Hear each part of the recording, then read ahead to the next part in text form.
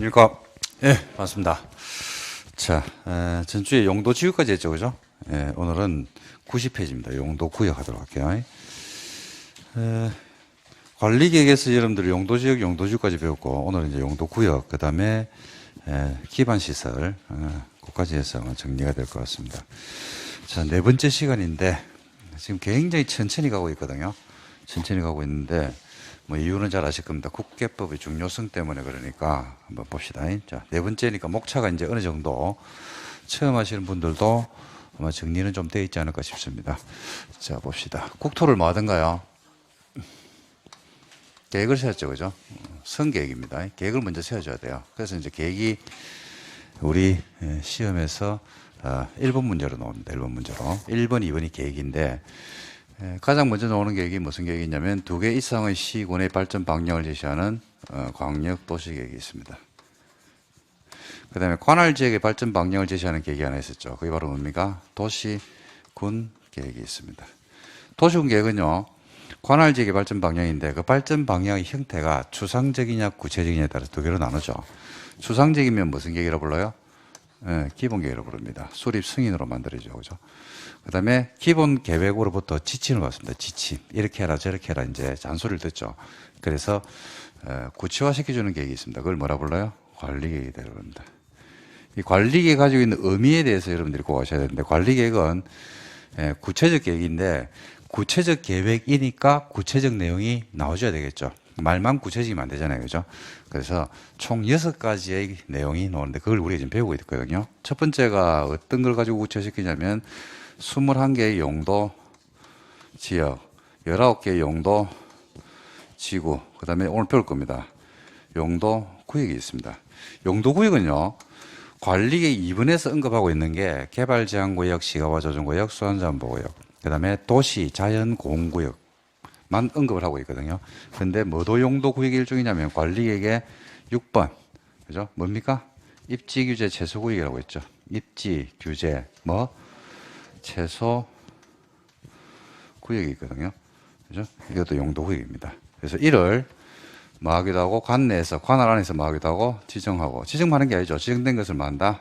변경을 해줘야 되는데 어디를 1, 2종 전용지구지역, 어디를 경관지구, 고도지구, 방화지구, 어디를 개발제한구역으로 지정하거나 변경하려고 그러면 관할 지자체장이 마음대로 하면 돼요, 안 돼요?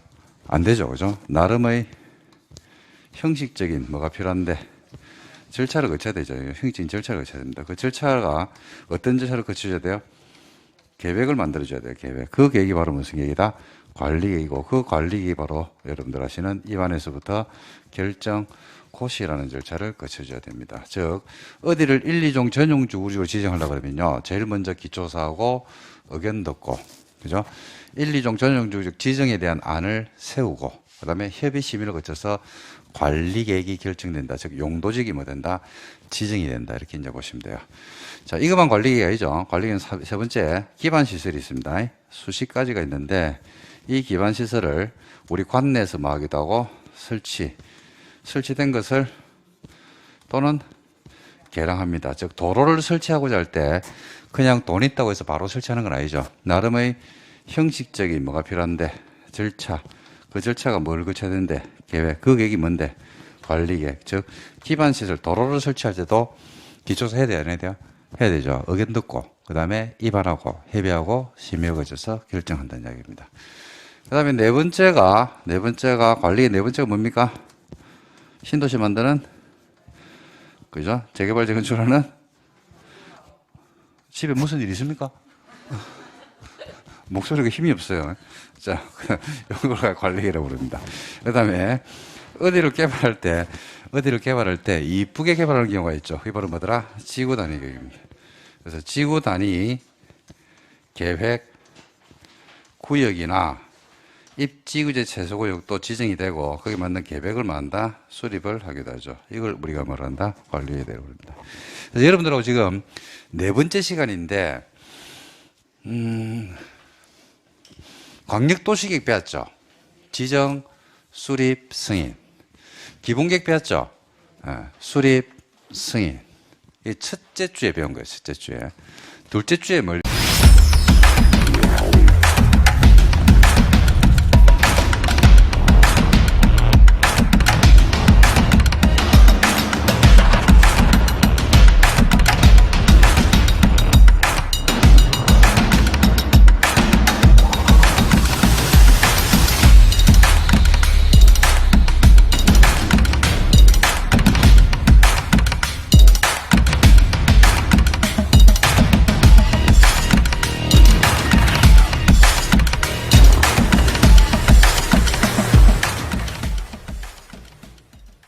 왜냐면 관리계획을 배웠어요. 이방결정고시라고 하는 절차를 배웠어요. 절차. 그죠? 그 다음에 뭘 배웠냐면 21개의 용도지역을 배웠죠. 용도지역은 여러분들 21개, 21개 있습니다. 그 다음에 용도지역이 지정되는 절차는 이반결정고시라는 절차를 거치는데 입안에서부터 결정까지의 특례 생각해 보셔야 돼요. 공유수면 매립지.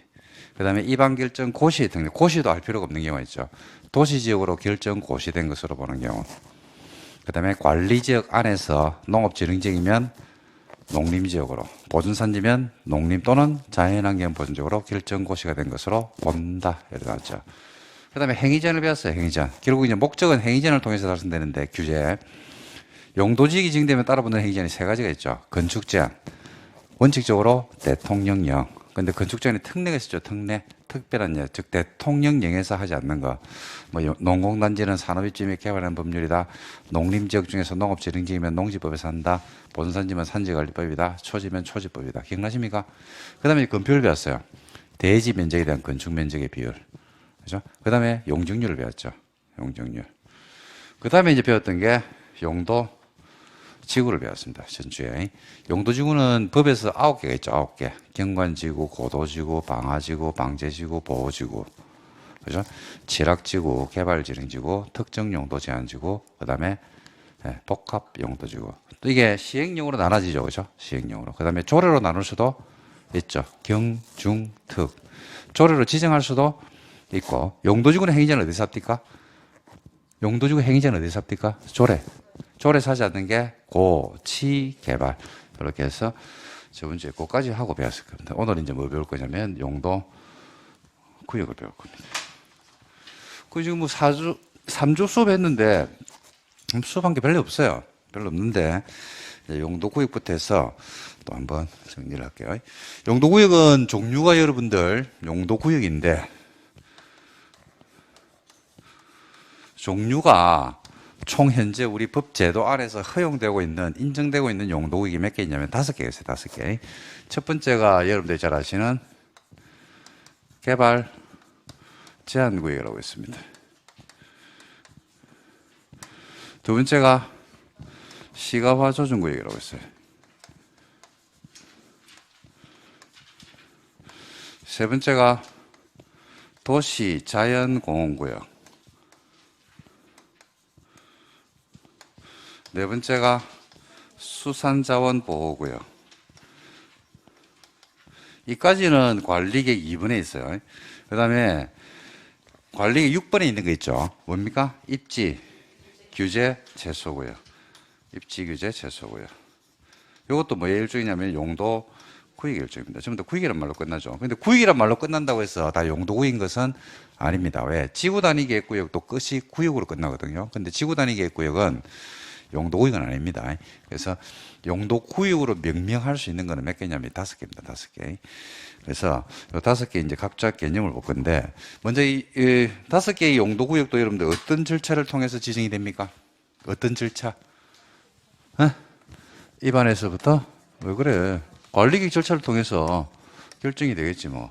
그리고 이게 뭐 되고 고시되고 일정 기간 안에 지형 도면이 고시돼서 어디가 그린벨트인지 어디가 수산자원보호구역인지 등등을 알려줘야 되는 거죠. 알려주죠. 그러니까 지형 도면이 고시되면 효력이 발생한다 이렇게 보시면 되죠. 근데 용도구역에서 여기서 시험에 오는 게 이제 정해져 있는데 관리계획의 결정권자를 잡아야 돼요. 관리계획 결정권자. 여러분 관리계획 결정권자가 누구라고 알고 있습니까?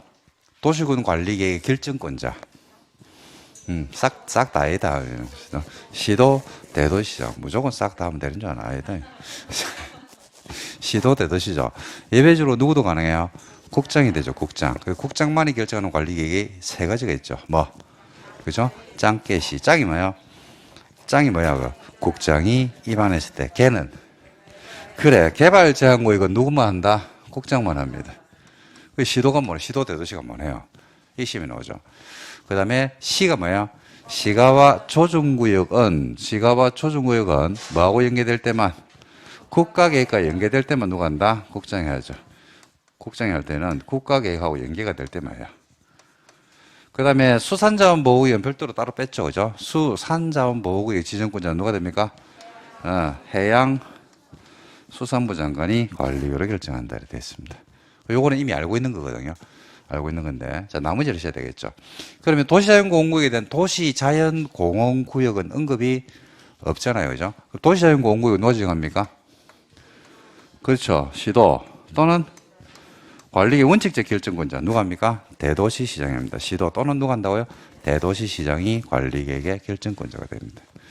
그러면 시가와 조정구역이 누구냐라는 얘기인데 시가와 조정구역을 좀 기억하셔야 돼요. 시가와 조정구역 지정권자는 원칙적으로 누가 하냐면 시도가 하는데 이 대도시시장이 없어요.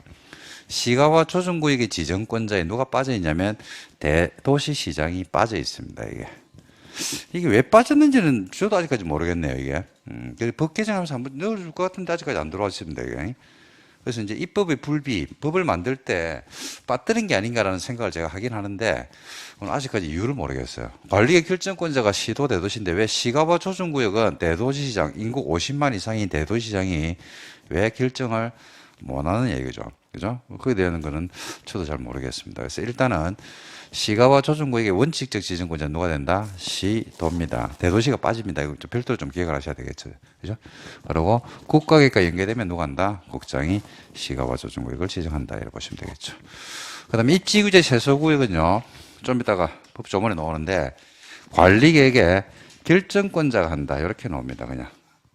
시도 대도시로 안 나오고 관리계획 결정권자라고 법조문에 명시적 규정을 하고 있거든요. 그래서 뭐 당연히 관리의 결정권자 하는 거는 뭐 당연한 이야기죠, 그죠? 그래서 결정권자가 입지구제 최소구역의 지정권자다. 용도구역에서 시험에서 가장 많이 나온 게 이겁니다. 이거 권한자. 용도구역별로 지정권자가 다 다르거든요. 용도구역은. 그래서 요 파트를 특히 좀 먼저 체크를 해야 될 게 아닌가 싶습니다. 자, 그 다음에 두 번째는 이제 목적입니다. 목적. 개발 제한구역의 목적은요, 첫 번째 도시의 무질서한 뭘 막자? 확산 방지입니다. 확산을 막자.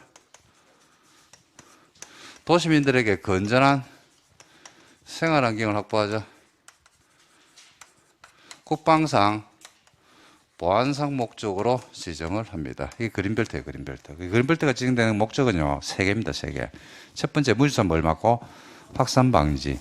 도시민들에게 뭘 주고, 건전한 생활 환경 확보하고, 그 다음에 국방상 보안상 목적으로 지정하죠. 그래서, 자, 우리 관내에서, 요거는 여러분들 지금 인터넷 강의 들으신 분들 마찬가지인데, 그린벨트가 어딘지 궁금하시면요, 그죠?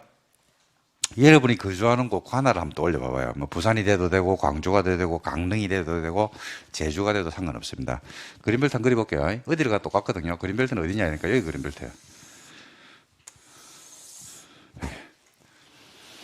왜 여기가 되냐면 도시 무질서한, 도시가 무질서하게 뭐 되는 거, 확산, 커져나가는 걸 막아야 되거든요. 도시 외곽에 그린으로 벨트를 쳐요. 외곽에다가. 그게 그린벨트입니다. 근데 도시 외곽 끝에만 그린벨트로 지정되어 있느냐? 도시 안에도 있어요, 없어요? 있죠. 안에 보니까 공원이 있는 거예요, 공원이. 공원이 있으면 공원 근처 뒷산 나즈만한 구릉지나 이런 데 보면 그린벨트가 다 묶여져 있죠. 그죠?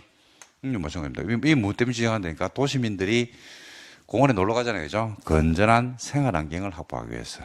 여기 확산 방지하고는 다르겠죠. 그죠? 그 다음에 또 어디에 가면 있냐면요. 우리 도심지에 보면 군부대 같은 게 있어요, 없어요?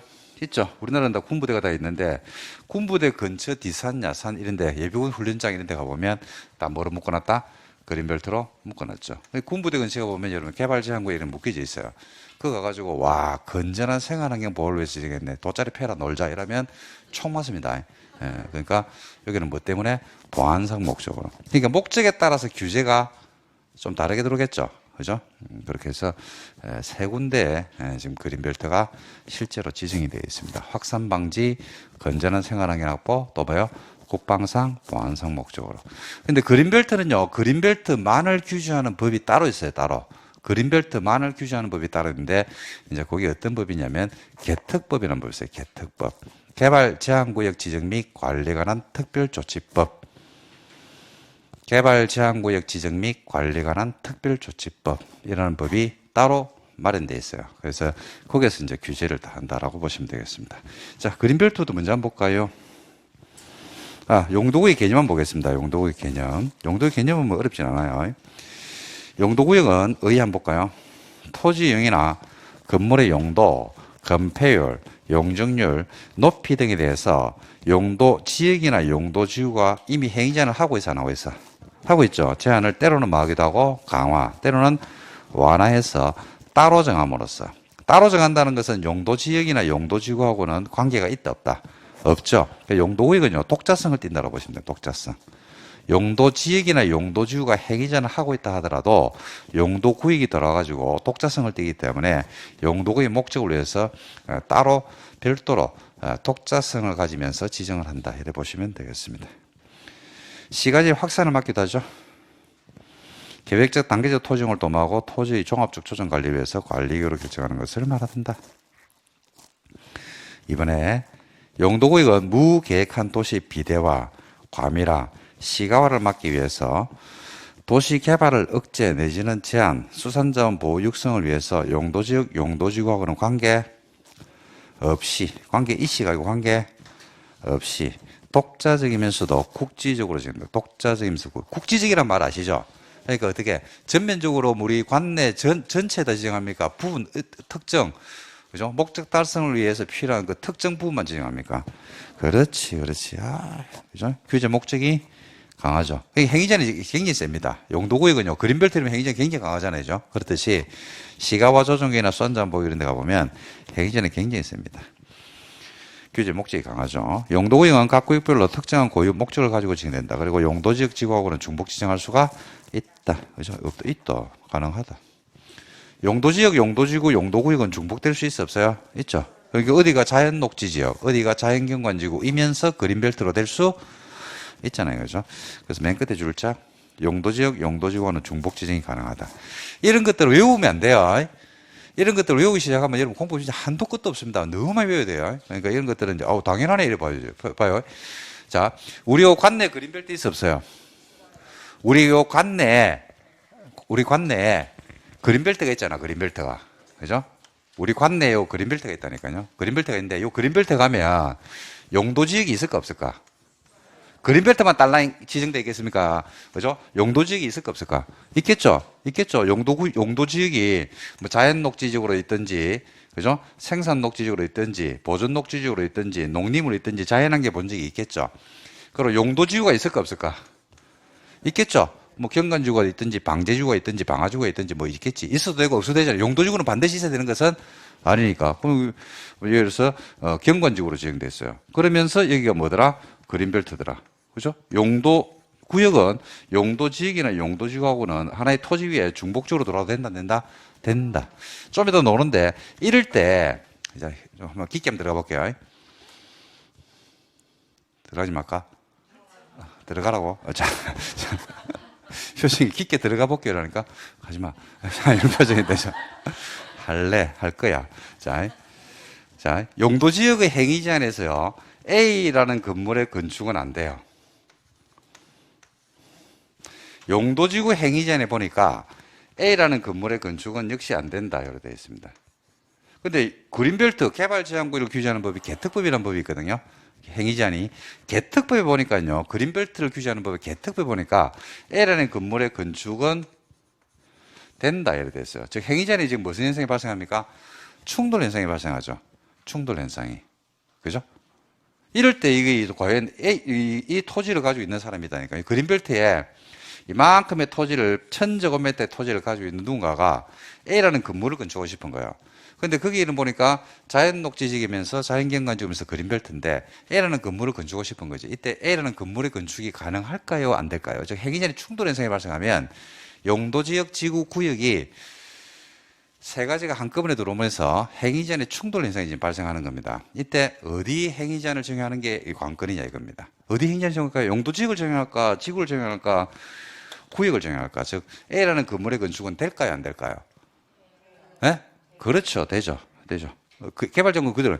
개발제한구역은, 용도구역은 용도지역, 용도지구 하는 제한을 강화하기도 하고 완화 적용함으로써, 그죠? 따로 지정해서 독자성을 띈다고 했죠. 그러니까 야들이라는 행위제한을 존중한다 무시합니다. 무시하고 독자적 행위제한으로 가는 겁니다. 그러니까 A 건물이 된다 그러면 돼요. 이거는. 그러니까 용도, 지역, 용도, 지구, 용도, 구역의 행위제한이 충돌 현상이 발생하잖아요. 그죠? 그럼 행위제한은 어디로 간다? 용도, 구역으로 갑니다. 용도 구역으로 풀어야 돼요. 얘 놓습니다. 이거 한번 더 놓습니다. 더 놓는데 미리 좀 알아두시면 좋겠습니다.